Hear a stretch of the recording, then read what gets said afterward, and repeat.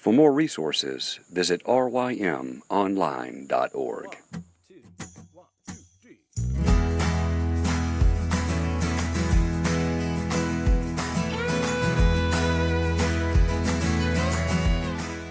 The Local Youth Worker is a daily podcast that's centered on 5 questions each week. Ranging from the practical to the professional, we're looking for answers to the questions you're asking. Whether you're in full-time, part-time, or even volunteer youth ministry, this podcast is for you.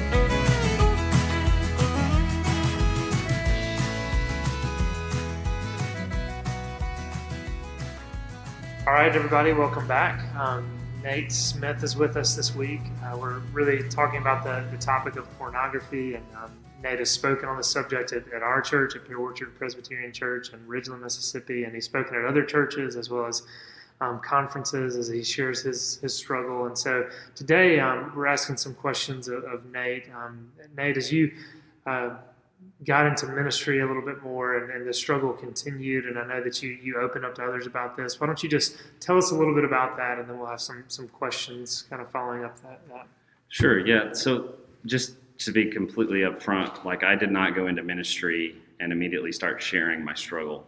In fact, I didn't want people to know that I struggled, even though I had opened up to my wife and to some accountability partners. I really wanted people to still think that, you know, I was a minister and I had it together. But I was in youth ministry to start with, and immediately was sitting down with students who I knew were looking at porn, and the males especially. And I couldn't sit there and be quiet and act like I had it together and not share with them my story. So it began in youth ministry. It began with sharing with the young men that I was called to minister to, letting them know that I'm right there with them and I understand their struggle, and pointing them to Jesus. And that didn't like immediately, like all the students weren't like, oh yeah, I'm looking at porn too. But I've seen fruit years later, or even shortly thereafter, of guys coming up to me individually and being like, man, that was so helpful to know that. And so that's kind of where it began in the church. And then I began to also realize that all the guys around me, even though they weren't talking about it and I wasn't talking about with them, because of the statistics we were reading and because how easy it is, you know, iPhones were coming around, everybody has high-speed internet in their homes. It was just so easy to find porn. And it's such a easy and such a alluring substitute. It seems like it will work, and we get into it, and then we find ourselves enslaved to it. And so I could not keep my mouth shut. I started to open up to some men in the church who I'd become friends with.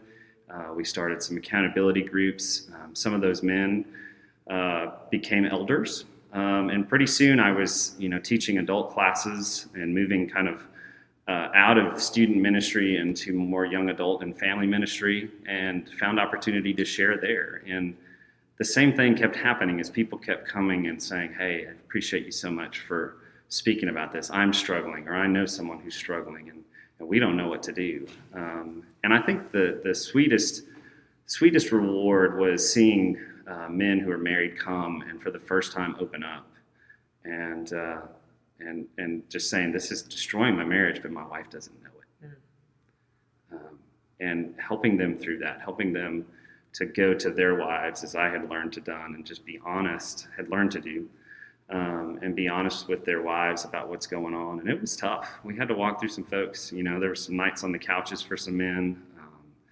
My wife got involved and helped the ladies. We just spent a lot of our time pointing people to Jesus.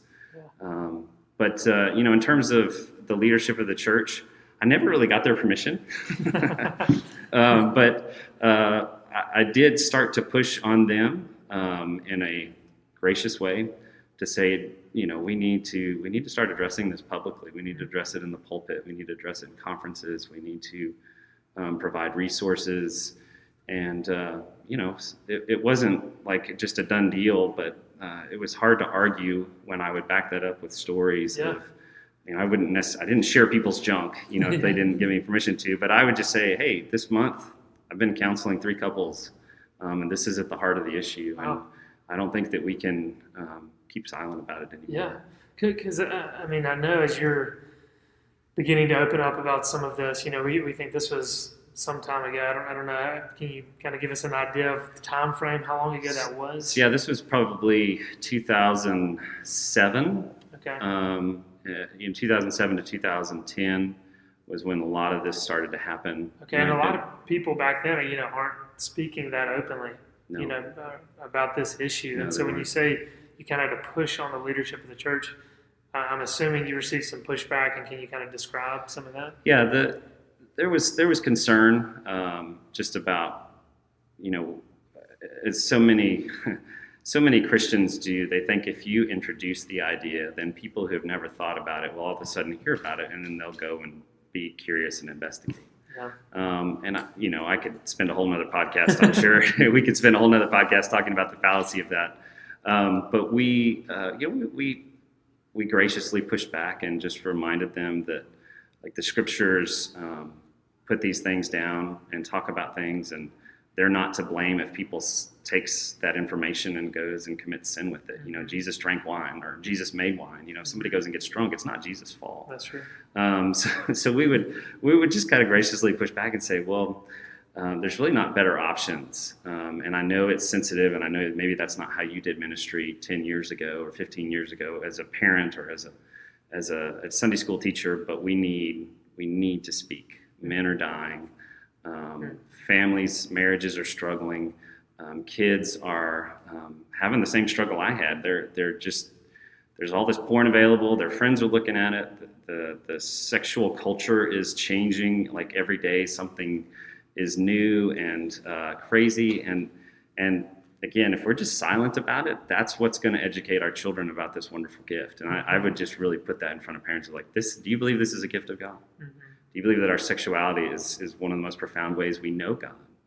Well, we got to teach them. We got to teach them the beauty of it and the goodness of it. Absolutely. So that they have something to compare, because they are being taught through pornography, through their friends, through everything on the internet, TV shows, movies. It's shaping their sexuality. And God, I think, wants us to shape it first. Yeah, absolutely. And that's something too, kind of going back to one thing you said, was how it began in youth ministry, where you had students coming to you, they were telling you about their own struggles, and that's kind of where you started to open up.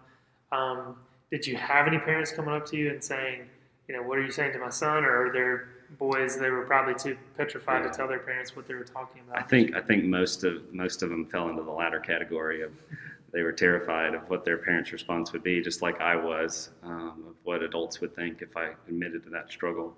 But I would say when parents began to either sit in on a session or a class, or heard what I was doing, or were in a Sunday school class for adults that I taught, there was just almost universal, like, thank you for doing that.